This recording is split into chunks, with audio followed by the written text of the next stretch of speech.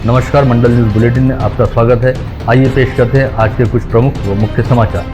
अब तक यदि आपने मंडल न्यूज के इस चैनल को लाइक व सब्सक्राइब नहीं किया है तो जल्द से जल्द इस चैनल को लाइक व सब्सक्राइब जरूर कर दें।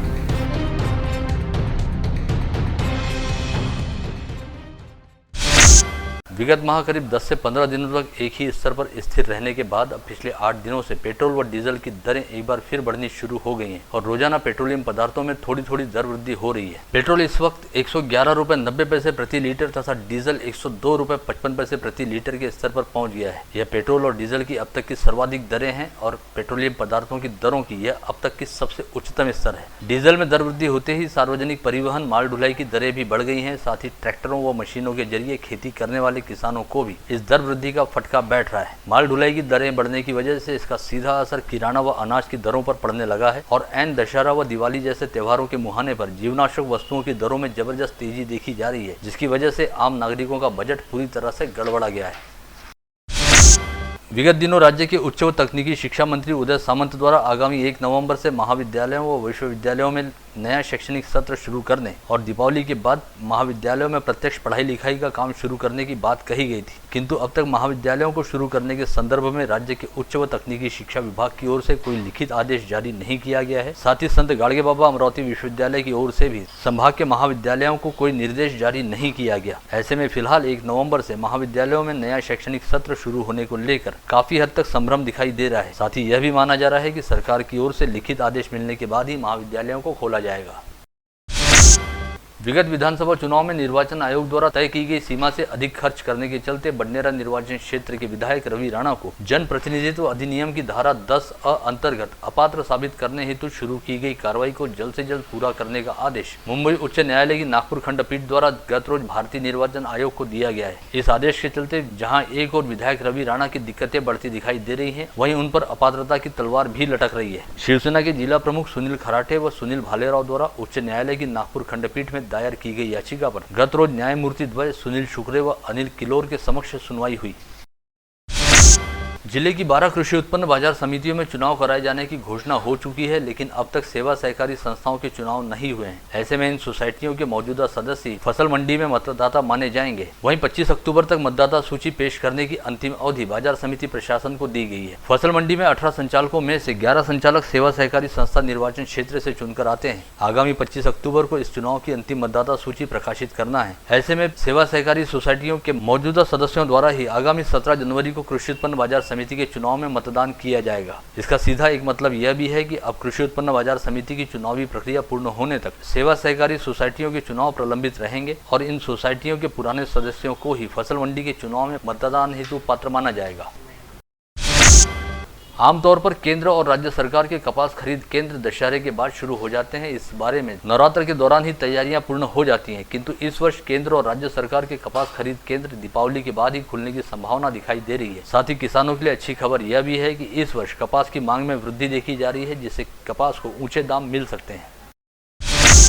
समीपस्थ लेहगांव के निकट नेर पिंगलाई स्थित पिंगला देवी के मंदिर को 3.5 शक्तिपीठों में से एक माना जाता है, जहां पर पूरे विधि विधान के साथ नवरात्रोत्सव मनाया जा रहा है। साथ ही यहां पर अपने आप में बेहद अनूठी रहने वाली अंबा देवी की खापरी का विधान पूर्ण किया जाता है। यह विधान इस वर्ष आज 12 अक्टूबर की रात 12 बजे आयोजित होने जा रहा है, जिसे लेकर समूचे विदर्भ क्षेत्र के भाविकों में उत्सुकता देखी जा रही है। मिट्टी से बने मटके को हवन में शुद्ध करने के बाद उसे अपने हाथों से सिर पर धारण करते हुए मंदिर की 5 अथवा 11 प्रदक्षिणा पूर्ण की जाती है। यह परंपरा विगत 200 वर्षों से चली आ रही है और इस समय 70 वर्षीय पुजारी नारायणराव शंकरराव मरुड़कर अपने सिर पर पूरी तरह से तपकर लाल हो चुके मटके को धारण कर खापरी की प्रक्रिया का निर्वहन करते हैं। नारायणराव मरुड़कर 14 वर्ष की आयु से खापरी की परंपरा का निर्वहन कर रहे हैं। साथ ही इस वर्ष भी वे अपने परिवार सहित नवरात्र महोत्सव में पिंगला देवी की पूजा अर्चना, श्रृंगार व आराधना के लिए पिंगला देवी गढ़ पर पहुंच चुके हैं, जहां पर आज रात 12 बजे से मटके में हवन शुरू किया जाएगा और हवन की प्रक्रिया पूर्ण होने के बाद पूरी तरह से गर्म हो चुके लाल मटके को हाथों पर धारण कर मंदिर की प्रदक्षिणा की जाएगी।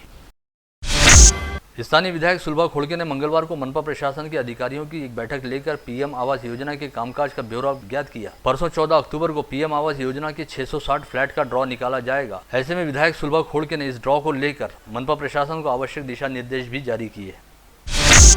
नांदगांव पेठ से खानापुर पगडंडी मार्ग पर किए गए अतिक्रमण के अलावा रास्ते की मांग को लेकर गजानन कॉलोनी के नागरिकों द्वारा विगत 19 मार्च को अनशन किया गया था, किंतु तब से लेकर अब तक लगातार इस काम के लिए तारीख दी जा रही है। ऐसे में जिले की सांसद नवनीत राणा ने प्रभावित मार्ग का ऑन स्पॉट जाकर अवलोकन किया और इस दौरान तहसीलदार को जमकर फटकार भी लगाई। इस समय शहर में सभी और बड़े हर्षोल्लास के साथ नवरात्रोत्सव मनाया जा रहा है और कई स्थानों पर सार्वजनिक मंडलों द्वारा दुर्गा प्रतिमा की स्थापना की गई है, जहां पर दुर्गोत्सव की अच्छी खासी धूमधाम दिखाई दे रही है। इन सभी स्थानों पर बेहद आकर्षक दुर्गा प्रतिमाएं स्थापित की गई हैं, जिन्हें देखने हेतु शहर के अलग अलग क्षेत्रों से भाविक श्रद्धालुओं का आना जाना भी लगा हुआ है। जिला परिषद के हथरू सर्कल की सदस्य पूजा येवले तथा महाराष्ट्र युवा कांग्रेस के महासचिव राहुल येवले द्वारा सर्कल के बीबा, हारी, राहू, हथरू, चौबीता, कारंजखेड़ा, हिल्डा व बोरदा आदि गांवों का दौरा करते हुए इन गांवों में स्थापित नवदुर्गोत्सव मंडलों को भेंट दी गई। साथ ही पूजा अर्चना में हिस्सा लेते हुए माता रानी का आशीर्वाद भी लिया गया। शिवसेना द्वारा निगमायुक्त प्रशांत रोडे को सौंपे गए ज्ञापन में कहा गया कि इस समय कोविड संक्रमण का खतरा काफी हद तक कम हो जाने के बावजूद शहर में केवल 3 सिटी बस चल रही है, जबकि इन दिनों अनलॉक की प्रक्रिया के तहत शहर पूरी तरह से खुल चुका है और पर्व एवं त्योहारों का समय चल रहा है। अतः सिटी बस सेवा को पहले की तरह बहाल किया जाना चाहिए। आज आम्ही अमरावती शिवसेना महानगरतर्फे पराग भाऊ गुर्दे यांच्या मार्गदर्शनार्थ मनपा उपायुक्त यांना निवेदन दिलेलं की शहरातल्या सिटी बसेस लवकरात लवकर सुरू कराव्या। अमरावती शहरामध्ये नवरात्र दिवाळीचं आता चालू आहे, लोकांची इथं पायपीट होत आहे। सिटी बसेसच्या 25 सिटी बसेसचा करार पृथ्वी टूर्स अँड ट्रॅव्हल्ससोबत झाले असताना शहरामध्ये फक्त 3च सिटी बसेस सुरू आहे। त्याच्यामुळे लोकांना अंबादेवीपर्यंत दर्शनासाठी यासाठी आणि ॲटोवाल्यांच्या मनमानीला सामना करावा लागत आहे। तर आज आमची एकच मागणी आहे की नवरात्र आणि दिवाळीच्या मध्ये लवकरात लवकर सिटी बसेस सुरू कराव्या, अन्यथा शिवसेना महानगरपालिकेला घेराव घातल्याशिवाय राहणार नाही। सदर ठेकेदारांवर त्याचा कॉन्ट्रॅक्ट रद्द करून ताबडतोब सिटी बसेस एक तर सुरू कराव्या, नाहीतर त्यांना नोटीस बजावून त्याच्यावर उचित कारवाई करावी, नवीन टेंडर ओपन करावे, अन्यथा शिवसेना आंदोलन केल्याशिवाय राहणार नाही। बुल्ढाना निवासी शिवाजी वायल नामक किसान द्वारा यहां पर बुलाई गई पत्रवार्ता में कहा गया कि बुल्ढाना स्थित जिला उपनिबंधक में सहकार अधिकारी के पद पर कार्यरत गजानन आमले पूरी तरह से अवैध साहूकारों के हस्तक बन चुके हैं और अवैध साहूकारों के साथ मिलीभगत करते हुए किसानों को साहूकारों के दलदल में ढकेलने का काम कर रहे हैं। ऐसे में गजानन आमले जैसे भ्रष्ट अधिकारी को तत्काल पद से निलंबित करते हुए उनकी जाँच की जानी चाहिए। साथ ही इस पत्रवार्ता में यह भी बताया गया कि इसी मांग को लेकर अवैध साहूकारी ग्रस्त किसानों द्वारा अपने परिवार के सदस्यों सहित विभागीय आयुक्त कार्यालय के सामने आमरण अनशन शुरू किया गया है। करून चिरीमिरी करतात, काही गलत आम्हाला काही गलत हे सांगतात आणि त्यानंतर सावकारांच्या बाजूनं काही त्यांना फोन घेऊन करून गुपित माहिती देतात, तर त्यांची तिथून बदली करण्यात यावी, जिल्हा बदलीची मागणी आहे आमची।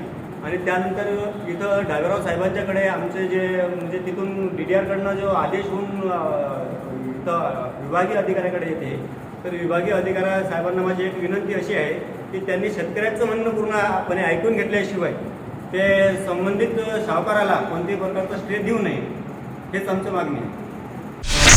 शहर में जल्द ही अलग अलग स्थानों पर सरकारी राशन की 23 नई दुकानें खोली जाएंगी, जिसके लिए इच्छुक संस्थाओं व बचत गुटों से 29 अक्टूबर से पहले आवेदन करने का आह्वान जिला आपूर्ति अधिकारी DK वानखड़े द्वारा किया गया है। इसके साथ ही आपूर्ति कार्यालय की ओर से इन दुकानों के जाहिरनामे व क्षेत्रों की सूची प्रकाशित की गई है।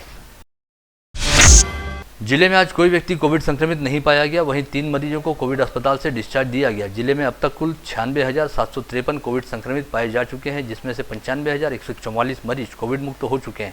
इस समय जिले में 9 एक्टिव पॉजिटिव मरीज हैं, जिनमें मनपा क्षेत्र के 6 तथा ग्रामीण क्षेत्र के 3 मरीजों का समावेश है। इसमें से मनपा क्षेत्र में 8 तथा ग्रामीण क्षेत्र में 1 मरीज को होम आइसोलेशन में रखा गया है। पहली बार जिले में कोई व्यक्ति कोविड अस्पताल में भर्ती नहीं है। विगत 24 घंटे के दौरान 175 नागरिकों की कोविड टेस्ट की गई, जिसमें से किसी की रिपोर्ट पॉजिटिव नहीं आई है। वहीं इस समय कोविड संक्रमित मरीजों के कोविड मुक्त होने का प्रमाण 98.33% पर स्थिर है।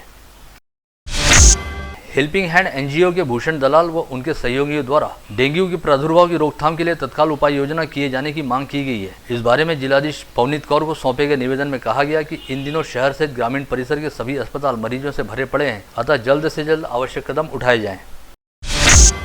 कोविड महामारी की रोकथाम हेतु उपाय योजना के तहत मनपा कार्य क्षेत्र में 20 टीकाकरण केंद्र स्थापित किए गए, जहां पर 18 वर्ष की आयु वाले युवक, इस अभियान को मिशन कवच कुंडल का नाम दिया गया है और इस अभियान के तहत 18 वर्ष की आयु वाले युवाओं को कोविड प्रतिबंधात्मक वैक्सीन का टीका लगाया जा रहा है। निमखेड़ा गांव के खेत में अजगर दिखाई देने के बारे में जानकारी मिलते ही सर्प मित्रों ने तुरंत मौके पर जाकर इस अजगर को अपने कब्जे में लिया और वन विभाग को इसकी जानकारी देते हुए इस अजगर को जंगल में ले जाकर सुरक्षित छोड़ दिया। महावितरण व महापारेषण कंपनी के अभियंताओं, कामगारों व अधिकारियों की समस्याएं विगत अनेक वर्षों से प्रलंबित हैं। ऐसे में कंपनियों के अधिकारियों व कर्मचारियों द्वारा एक दिवसीय धरना प्रदर्शन किया गया। साथ ही महावितरण व महापारेषण के मुख्य अभियंता को अपनी विविध मांगों का ज्ञापन भी सौंपा गया।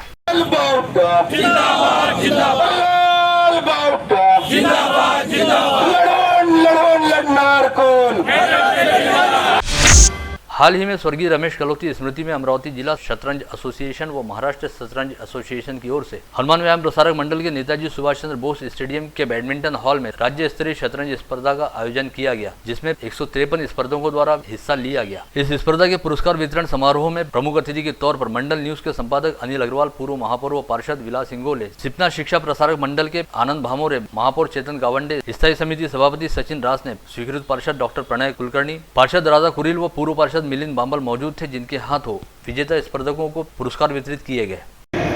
फक्त इतकंच म्हणेल, जे जिंकले त्यांना हार्दिक शुभेच्छा, जे जिंकू शकले नाही ते पुढच्या वेळेसाठी त्यांनी पुन्हा नव्या उमेदीनं नव्या तयारीनं लागावं आणि मी अभिनंदन करेन राहुल भाऊचं, त्यांनी इतकी चांगली बुद्धिबळ स्पर्धा अमरावतीला आयोजित केली। विलास भाऊने त्यांना आश्वासन दिलेलं आहे, पुढच्या वर्षीपासून महापालिकेमधून त्यांना 3 लाख रुपये या बुद्धिबळ स्पर्धेसाठी देणार आहे। आणि मी पुन्हा राहुल भाऊचं आपल्याला विनंती करेन, जोरदार टाळ्यापासून आपण त्यांचं अभिनंदन करावं। आणि आपण इथे आले, सकाळपासून सगळे इथे थांबलेले आहेत, आपला पण आभार व्यक्त करतो। मला इथे बोलवलं, मान सन्मान दिला, आयोजकांचा धन्यवाद देतो आणि शब्दाने विराम देतो। सर्व खेळाडू आणि आमचे पालक मित्र आणि मार्गदर्शक, बुद्धिबळाच्या स्पर्धेमध्ये मी आता एकच सांगू इच्छितो, जो जिंकला त्यांनी जास्त आनंदी व्हावे, पण जो हारला त्यांनी पुढच्या वेळेस प्रयत्न करून मोठ्या प्रमाणामध्ये आपण यश कसं संपादित करू शकतो यासाठी प्रयत्न करावे। बुद्धिबळ हे आपल्याला माहिती आहे, या युगामध्ये त्याची बुद्धी तल्लक आहे, तो पटकन समोर जातो। आणि बघा राहुलजी कलोते यांनी आयोजित करून युवकांच्या बुद्धीला जी चालना दिली आहे, त्याबद्दल मी राहुलजी कलोते यांचं अभिनंदन करतो। राजकारणामध्ये सुद्धा बुद्धीला खूप महत्त्व असते, समोरच्याला कसं धावपेचमध्ये बुद्धिबळमध्ये त्याला पराजित करायचं हा सुद्धा विजय असतो। सर्व विजयी युवकांचं मुलांचं मी अभिनंदन करतो, जे जिंकले त्यांचं अभिनंदन करतो, जे हारले त्यांनी पुढच्या प्रयत्न करून मोठं यश संपादन करावं। यांनी मला बोलवलं, माझा आदर केला होता मी सर। या मुख्य संयोजक राहुल कलोती यांचं टाळ्या वाजवून सगळ्यांनी अभिनंदन केलं पाहिजे। हा बुद्धिबळ स्पर्धेचा मुळात खेळाडू आहे आणि जिल्हा संघटना बुद्धिबळांची या इव्हेंटची हा चालवतो, म्हणून यांचं मनापासून राहुलचं अभिनंदन। या प्राईज डिस्ट्रीब्युशन बक्षीस वितरण समारंभाला उपस्थित असलेले आजच्या अमरावतीमध्ये जो अग्रगण्य वृत्तपत्र आहे त्याचे संपादक आदरणीय अनिल भाऊ अग्रवाल साहेब, या ठिकाणी स्थायी समितीचे विद्यमान सभापती सचिन भाऊ रासले आणि माजी धारनी तहसील के सादराबाड़ी परिसर में तेंदुए की तरह दिखाई देने वाले तड़स नामक जानवर का आतंक इन दिनों देखा जा रहा है, किंतु सादराबाड़ी परिसर वासियों का आरोप है कि वन विभाग एवं व्याघ्र प्रकल्प के अधिकारी इस ओर बिल्कुल भी ध्यान नहीं दे रहे। मंगलवार की सुबह 4 आदिवासियों पर इस तड़स द्वारा हमला किया गया, जिसमें साबूलाल काजदेकर नामक आदिवासी युवक का कान इस तड़स द्वारा तोड़ दिया गया। वहीं अन्य 4 आदिवासी भी इस तड़स द्वारा किए गए हमले में घायल हुए हैं। गाड़गीनगर थाना क्षेत्र में आने वाले विद्यापीठ रोड पर एक महिंद्रा टीयूवी वाहन दूसरे वाहन को बचाने के चक्कर में डिवाइडर पर पलट गया। हालांकि इस हादसे में किसी तरह की कोई जनहानि नहीं हुई। शादी का प्रलोभन दिखाकर महिला के साथ यौन शोषण करने के मामले में वर्धा जिले के हिंगनघाट शहर में रहने वाले प्रशांत मून सहित अन्य 3 लोगों के खिलाफ स्थानीय फ्रेजरपुरा पुलिस थाने में शिकायत दर्ज कराई गई है। शहर पुलिस आयुक्त डॉक्टर आरती सिंह के निर्देश पर काम में लापरवाही बरतने वाले पुलिस अधिकारियों व कर्मचारियों के खिलाफ निलंबन की कार्रवाई की गई थी। इसमें से निलंबन मुक्त होने के बाद संबंधित अधिकारियों व कर्मचारियों को मुख्यालय व कंट्रोल रूम में अटैच कर दिया गया है। आप देख रहे थे मंडल न्यूज बुलेटिन। हमारे चैनल को लाइक करें, शेयर करें और हाँ, सब्सक्राइब करना ना भूलें। कल होगी आपसे फिर मुलाकात, तब तक के लिए धन्यवाद।